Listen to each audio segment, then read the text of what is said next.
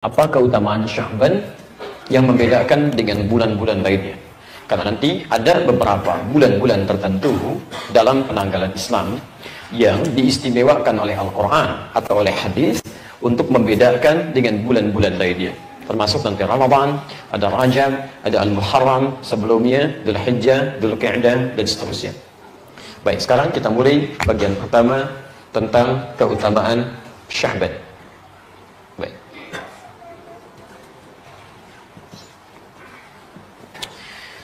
Hadis riwayat An-Nasa'i yang ini juz yang ke-6 halaman pertama nomor hadis 2357. Satu kali sahabat bernama Usama bin Zaid bertanya pada Rasulullah SAW, "Ya Rasulullah, lima araka, ya Rasulullah, kenapa saya seringkali melihat Anda tasumu Sya'bana, menunaikan puasa di bulan Sya'ban ini lebih banyak dibandingkan dengan bulan-bulan yang lainnya." Baik, sekarang perhatikan jawabannya. Beliau bertanya tentang puasa di bulan Sya'ban, tapi jawabannya menerangkan tentang kekhususan bulan ini dibandingkan dengan bulan lainnya. Saya hapus yang ini, sudah saya jelaskan. Perhatikan. Dijawab oleh Nabi SAW, "Dzalika," demikian itu. Maksudnya, kenapa saya banyak puasa di bulan Sya'ban ini? Satu, kata Nabi, "Dzalika syahrun yaghfulun nasu anhu." Karena Sya'ban itu, satu, adalah bulan yang amal saleh di dalamnya seringkali mulai dilupakan oleh kebanyakan orang. Saya ulang, Nabi menyampaikan, yaitu bulan yang saat amal saleh di dalamnya mulai dilupakan oleh kebanyakan orang. Pelan-pelan ya, nanti saya terangkan dengan lebih jauh. Kedua, syahrun turfa'u fihi al-a'mal ila rabbil alamin.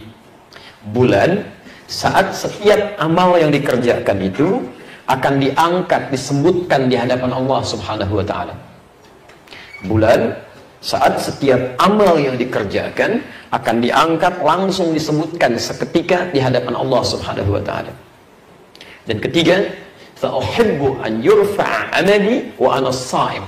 Maka saya akan sangat bahagia sekiranya ketika amal saya diangkat, disebutkan di hadapan Allah, saya sedang puasa. Tiga, saya berpuasa. Baik, kita mulai penjelasannya dengan lebih detail lagi. Pertama, Nabi sampaikan, Sya'ban ini adalah bulan saat umumnya kebanyakan orang mulai berkurang dalam menunaikan ibadahnya. Mulai lalai, kata Nabi, lupa dengan meningkatkan amal saleh. Kenapa terjadi demikian? Mari kita lihat pelan-pelan. Sya'ban itu bulan keberapa? Sudah, jangan terlampau lama. Kalau tidak tahu katakan Allahu a'lam. Antum banyak berpikir ya. Keluar lihat mobil mikir, lihat ke langit mikir, Masya Allah. Lihat kamera mikir. Baik, Sya'ban bulan keberapa? Keterlaluan kalau Allahu a'lam. Ayo, 8. Bulan ke-8. Ya. Mei bulan keberapa? Antum lebih cepat menjawab dibandingkan bulan Hijriah. Masya Allah. Ya, bulan yang berisi ibadah, ya kenapa banyak kemudian antum memikirkannya? Bulan yang berisi dunia, cepat antum meresponnya. Sedangkan antum ahli akhirat, bukan ahli dunia. Ini cuma sementara, kita nanti akan pulang gitu kan. Kalau kita tidak paham waktu ibadah, bagaimana memaksimalkannya? Ya. Teruskan pelan-pelan supaya tidak terlampau luas. Bulan ke-8. Bulan ke-7-nya apa? Rajab. Baik, 7 di sini ada Rajab. Saya tulis dulu ya. Bulan ke-9 Ramadan. Baik, bulan ke-9 Ramadan. Perhatikan, fokus. Baik, di Sya'ban itu terletak di antara bulan Rajab dan bulan Ramadan. Nah, sekarang perhatikan baik-baik. Bulan Rajab termasuk bulan yang diistimewakan baik oleh Al-Quran, termasuk dalam hadis-hadis Nabi SAW. Quran surah ke-9 ayat 36. Inna iddatash syuhuri indallahi 12 syahran fi kitabillah. Sungguh jumlah bilangan bulan dalam setahun itu ada 12. Yauma khalaqas samawati wal ard, ditetapkan di kitab Allah sejak mulai diciptakan langit dan bumi. Minha, dari 12 bulan ini, arba'atun hurum, ada 4 bulan yang istimewa disebut bulan hurum. Dulu pernah saya terangkan, jamak dari kata haram, yang dilarang kita berbuat maksiat di bulan-bulan ini, yang kalau beramal soleh, pahala kita dilipat gandakan. Langsung diterangkan juga di hadis Nabi, jadi ini sifatnya mulia. Ada 3 berurutan, Dzulqa'dah bulan 11, Dzulhijjah bulan 12, Al-Muharram bulan pertama, thalatha mutawaliyah kata Nabi. Kemudian Rajab, Mudhar, bulan Rajab yang keempatnya, ma baina Jumada wa Sya'ban, yang terletak di antara bulan Jumada yang ke-6 dan Sya'ban. Jadi begitu sampai ke bulan Rajab, termasuk bulan istimewa ini, orang banyak menghidupkan bulan ini dengan ibadah. Dari yang puasa, dari yang qiyamul lail, tahajud, tilawah Quran dan sebagainya. Di sini mereka semangat. Nah, bulan Ramadan itu lebih lagi keutamaannya. Ya, bahkan banyak lebih berlipat, ada Lailatul Qadar, ada peluang i'tikaf, ada diampuni dosa macam-macam. Dia lebih semangat lagi karena tingkatannya lebih tinggi daripada yang ini. Karena ini diapit oleh 2 bulan yang umumnya meningkat ibadah di antara 2 rentang ini. Akhirnya apa yang terjadi? Umumnya kebanyakan orang mulai beristirahat di bulan yang ini supaya punya persiapan ke sini. Nah, jadi setelah berikhtiar di sini meningkatkan amal saleh, di bulan ke-8 agak santai. Puasa jadi berkurang lagi, sholat malamnya jadi berkurang lagi, supaya merasa untuk punya energi sampai ke Ramadan di sini. Paham ini? Akhirnya disebutkan oleh Nabi bahwa bulan ini yang diapit oleh Rajab dan Ramadan ini sebagai bulan yang umumnya orang-orang mulai turun kuantitas dan kualitas ibadahnya. Sekarang perhatikan, saya berikan rumus dari kalimat Nabi ini yang nanti jadi kaidah dalam fikih. Jika Anda menemukan dalam satu momentum orang-orang sudah turun dalam menunaikan amal saleh, nah maka kemudian Anda berinisiatif mengerjakannya, maka disinilah terletak pahala yang melimpah. Di antara banyak itu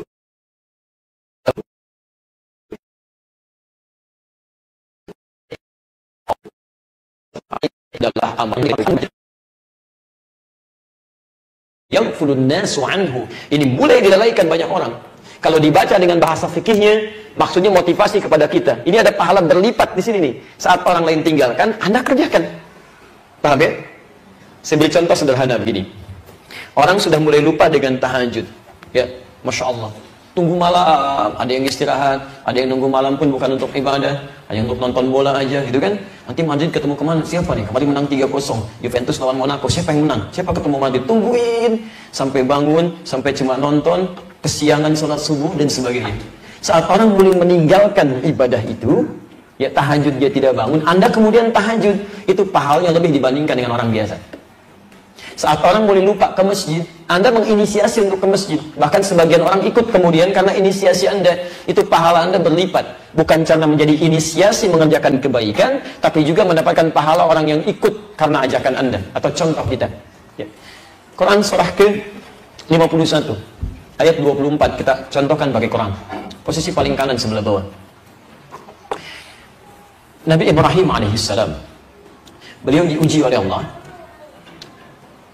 Berumah tangga, menikah dengan Sayyidah Sarah, perempuan yang sangat cantik, luar biasa.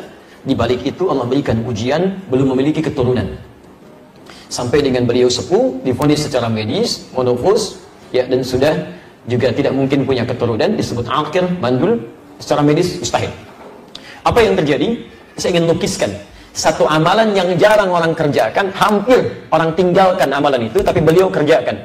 Lalu Allah berikan pahalanya tidak hanya di akhirat, tapi di dunia Allah berikan anugerah yang begitu besar. Baik, tiba-tiba kedatanganlah tamu di malam hari. Bukan 1-2 orang, cukup banyak. Hal ataka hadithul dhaifi Ibrahim al-mukramin? Pernahkah Anda dengar kisah Nabi Ibrahim yang kedatangan tamu malam-malam? Masya Allah. Idh dakhalu alaihi faqalu salama. Ketika tiba-tiba meminta izin untuk masuk, mengucapkan salam, assalamualaikum. Masya Allah, antum jam 2 malam kedatangan tamu, bukan 1-2, cukup banyak. Assalamualaikum, assalamualaikum. Dibuka nggak? Cepat sekali enggak? Ya Masya Allah. Baik, lihat, ini yang paling indah ini. Minimal antum ngintip dulu lah, ya, lihat siapa gitu kan, penasaran. Begitu dilihat, jubah putih, rambut agak panjang. Bukan 1-2, 3-4-5 gitu kan. Assalamualaikum, assalamualaikum. Dibuka enggak? Tayyib. Apa yang direspon Nabi Ibrahim? Pertama beliau jawab salamnya. Qala salam, alaikumsalam. Karena menjawab salam hukumnya wajib. Ya, enggak apa-apa malam-malam ada yang salam. Walaupun Anda belum buka, jawab dulu aja salamnya. Assalamualaikum, waalaikumsalam, waalaikumsalam. Baik, wajib hukumnya. Tapi teman-teman, apa yang terjadi? Mukram, yang dimuliakan orang ini.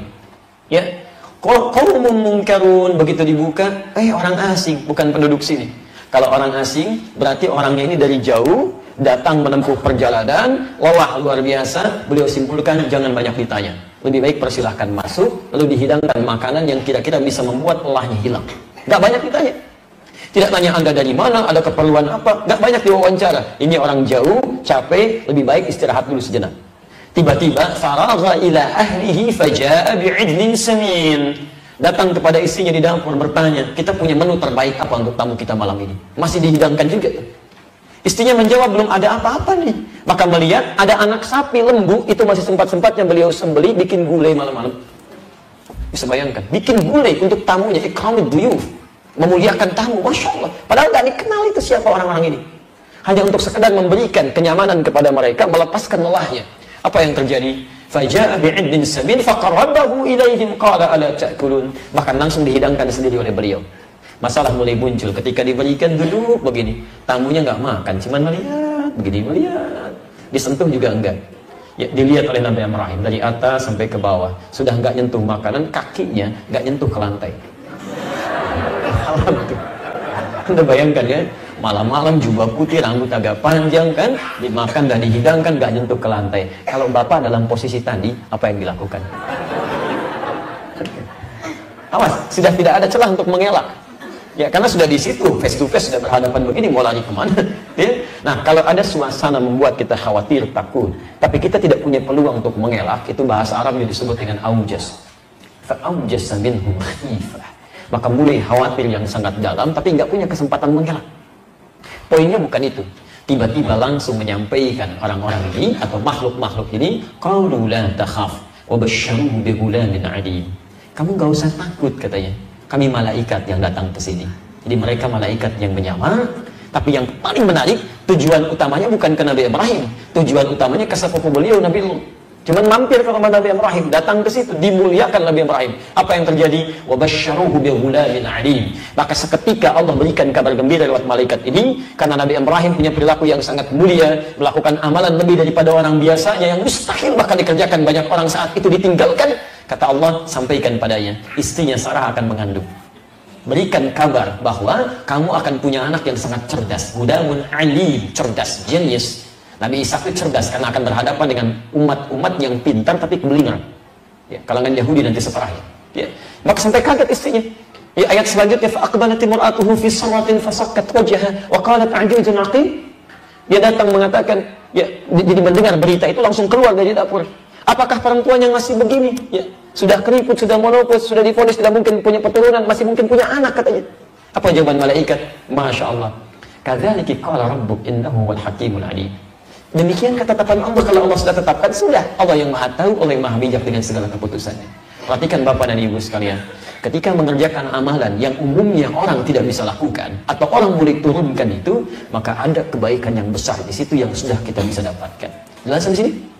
Sya'ban, umumnya orang mulai menurun karena sudah terbiasa di Rajab menjelang Ramadan. Saat orang mulai menurun, Anda kerjakan, ada kebaikan besar di situ. Barangkali doa Anda memang ditunggu untuk itu bisa dikabulkan. Paham ya?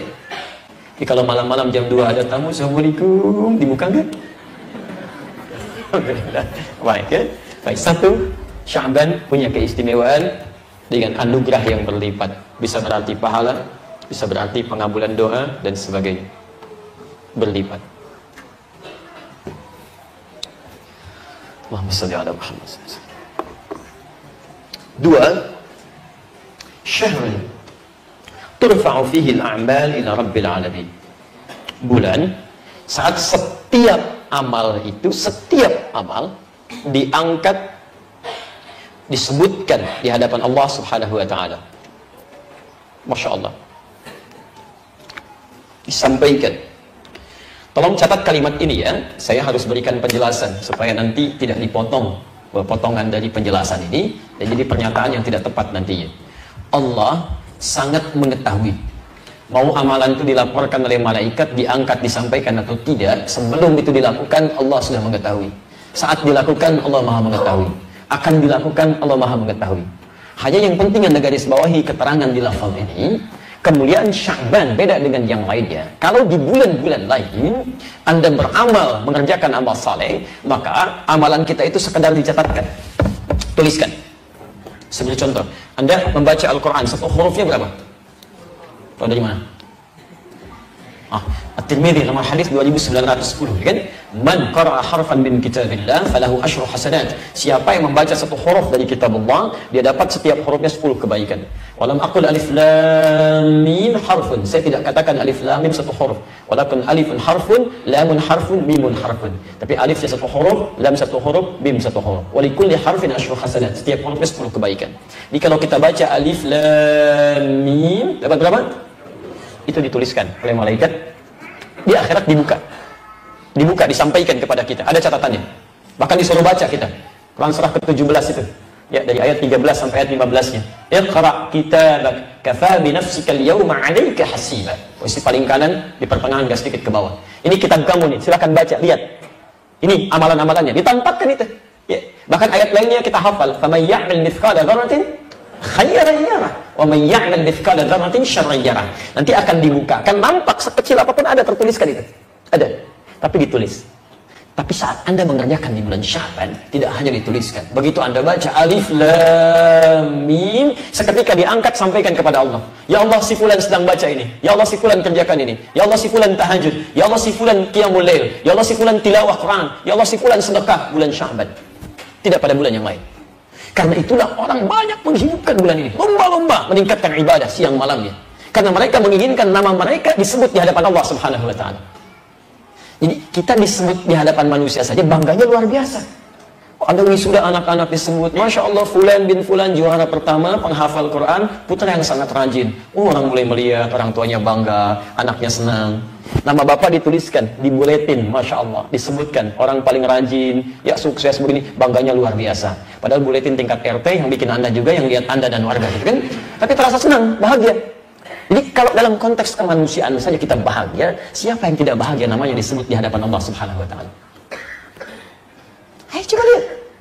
Makanya Nabi menginginkan termasuk bagian darinya. Ya, bagian ketiganya, wa uhibbu an yurfa'a 'amali wa ana shaim. Maka saya sangat bahagia kalau amal saya diangkat itu, kalau amal saya diangkat disebutkan. Nabi itu mabmunun bil jannah, dijamin masuk surga. Ma'sumun minal ma'siyah, dijaga dari berbuat dosa. Ini ahli surga, dijaga dari perbuatan dosa, masih menginginkan namanya disebut di hadapan Allah Subhanahu wa Ta'ala. Anda Nabi bukan, Rasul bukan, belum ada jaminan surga, maksiat belum tentu terjaga, nggak mau disebut sehat, kan? Ini menarik kan? Wa ana shaim, kata Nabi, saya sedang puasa. Jadi seharusnya kita berlomba ini. Kita sudah tanggal 9 sekarang, masih ada tersisa. Apa nggak mau Anda disebutkan si fulan begini, si fulan begini, dan berbahagialah kita. Hadis tentang ta'lim dan ta'allum sekarang yang kita kerjakan itu punya hadis khusus di hadis Muslim nomor hadis 2010. Itu bukan malaikat lagi yang sebutkan, Allah yang sebutkan di hadapan makhluk yang ada di sekitarnya. Majtama qaumun fi baitin min buyutillahi, tidak pernah orang berkumpul di satu rumah di antara rumah-rumah Allah, di masjid, yatluna kitab Allah, mereka belajar tentang kandungan kitab Allah, wa yatadarasunahu fima bainahum, kemudian mengkajinya, mempelajarinya di antara mereka, illa, kecuali akan diberikan 4 hal utama yang tidak akan diberikan pada orang-orang selainnya. Ghasyiyatuhumur rahmah, mereka akan dinaungi oleh rahmat Allah Subhanahu wa Ta'ala. Nazalat alaihimus sakinah, diberikan ketentraman dalam jiwanya. Makanya taklim yang baik itu taklim yang menenangkan jiwa kita, menghadirkan rahmat, kasih sayang dengan sesama. Jadi kalau Anda ikut taklim tidak membuat diri Anda tenang, ada yang salah dalam taklimnya. Kalau Anda ikut belajar tidak menjadikan Anda berkasih sayang dengan sesama, ada yang keliru juga dalam prosesnya. Yang paling menarik, wahafathumul malaikah, malaikat ikut bergabung di situ.